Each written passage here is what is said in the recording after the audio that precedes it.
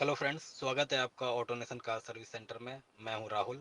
आज बात करेंगे मास्टर सिलेंडर, ब्रेक बूस्टर और वैक्यूम पंप के बारे में।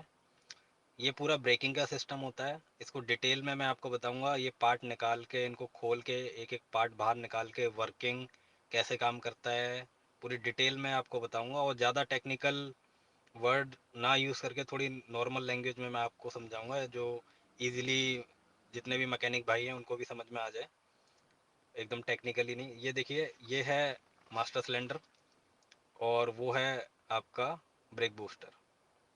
ठीक है। अब ये इस तरीके से ऐसे फिट होता है इसमें, और आप देख लो वहाँ से। और जो आपका ब्रेक का पेडल होता है, उसको जब आप दबाते हैं तो ये जो नॉब है ये जाके मास्टर सिलेंडर के यहाँ पे लगी होती है और ये इसको धक्का मारती है। चलिए पहले हम बात करेंगे ब्रेक बूस्टर के बारे में। तो ब्रेक बूस्टर हमने खोल लिया है, पूरा अलग कर लिया है, उसके लॉक होते हैं, ये स्प्रिंग अंदर लगी होती है। अब इसमें ना दो रूम होते हैं, यानी कि दो चैम्बर होते हैं। एक में होता है वैक्यूम और एक में होती है नॉर्मल, जो हमारी एटमॉस्फेयर की हवा है। एटमॉस्फेयर हवा का एक पर्टिकुलर प्रेशर होता है। वैक्यूम क्या होता है? वैक्यूम मतलब बहुत कम प्रेशर, यानी कि उसमें प्रेशर नहीं होता है, प्रेशर लेस होता है। और ऐसा भी नहीं कि बिल्कुल प्रेशर नहीं होता, मतलब ऐसी वैक्यूम कभी भी जीरो नहीं हो सकता। कुछ ना कुछ प्रेशर जनरेट रहता है।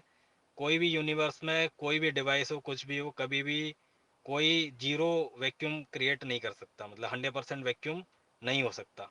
कुछ ना कुछ उसका वैल्यू रहेगी, कुछ प्रेशर जनरेट रहेगा। अब देखिए, अब मैं इसको खोल लेता हूँ। बीच में एक डायफ्राम लगा होता है, ये इसमें रहती है।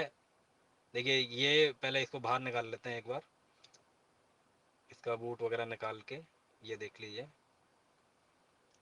इसमें ज़्यादा कुछ भी नहीं होता है। दो चैम्बर होते हैं मेनली, बस दो चैम्बर होते हैं। एक में वैक्यूम होता है और एक में एयर होती है, जो एटमॉस्फेयर की एयर होती है। कोई ज़्यादा कंप्रेस एयर नहीं होती, कुछ भी नहीं होता उसमें। अब वर्किंग कैसे होती है उसकी, देखिए। अब मैंने निकाल लिया। अब मैं इसको तीनों को जोड़ के आपको एक बार रूम दिखा दूंगा, चैम्बर दिखा दूंगा कि कैसे होता है। ये देखिए, ये मैंने लगाया। अब पहले वाले पे, ये जो आप देख रहे हैं व्हाइट कलर का नॉब जैसा, इसमें तो होता है वैक्यूम होता है। यहाँ से वैक्यूम, इंजन से वैक्यूम मिलता है इस बूस्टर को। और इधर जो होती है नेट एटमॉस्फेयर की एयर। जैसे ही मास्टर सिलेंडर का हम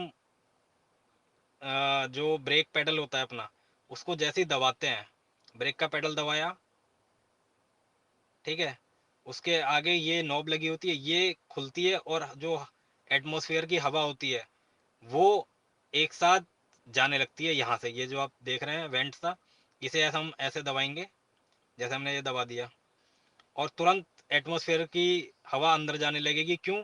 क्योंकि वहां पे वैक्यूम क्रिएट है। जैसे आप वैक्यूम क्लीनर से वैक्यूम करते हैं तो वो अंदर को सूत लेता है ना, सक कर लेता है। तो उसी तरीके से ऑलरेडी यहाँ पे सकिंग पावर बनी होती है, वैक्यूम क्रिएटेड होता है। तो जैसे ही हम उसमें हल्का सा प्रेस करते हैं, हवा आगे जाने लगती है। और ये जो हमारा, जैसे हमने मान लेते हैं कि यूनिट ले लेते हैं, 10 की पावर लगाई, और उस वैक्यूम से 100 की पावर हो जाती है। क्योंकि वो अकेला वो और धकेल रहा है, हमने हल्का सा लगाया और ज्यादा हो गया। तो ब्रेक बूस्टर, इसका नाम ही ऐसा है कि जो बूस्ट करता है पावर को।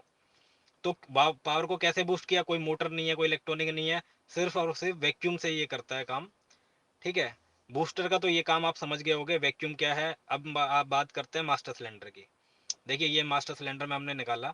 ऊपर से ब्रेक ऑयल पड़ता है, और इसके अंदर दो स्प्रिंग लगी होती हैं, दो कॉइल बोल लो, दो सेगमेंट बोल लो, सर्किट बोल लो। दो पार्ट में होता है। क्यों दो पार्ट में इसलिए होता है? एक तो आगे के ब्रेक के लिए जाता है लाइन, और एक जाती है पीछे के लिए।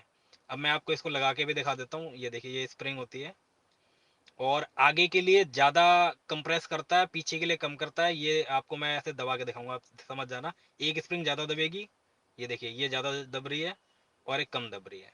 ये इस तरीके से डिजाइन करा होता है। और ये इस चीज़ में भी फायदा होता है, अगर एक स्प्रिंग या एक सील कट गई या कुछ हो गया, तो एक साथ ब्रेक फेल ना हो आपके, दूसरी वाली स्प्रिंग सपोर्ट कर देगी। तो गवर्नमेंट ज़्यादातर इस वाले केस में, जितने भी कंपनीज बनाती हैं, उनको एडवाइस है कि आप दो स्प्रिंग वाला मास्टर सिलेंडर बनाओ। और दिक्कत कहाँ आती है मास्टर सिलेंडर में? ये देखिए, ये जो रबर पार्टिकल देखा, ये सील होती हैं। ये सील कट जाती हैं, तभी आपका पेडल एकदम सॉफ्ट होने लगता है, प्रॉपर ब्रेक ऑयल कंप्रेस नहीं हो पाता है। एक तो ये चीज़ हो गई। ब्रेक बूस्टर अगर हार्ड खराब होगा तो ब्रेक पेडल आपका हार्ड होगा, मास्टर सिलेंडर पेडल को सॉफ्ट करता है। ये दोनों बातें थी। आपको वीडियो कैसा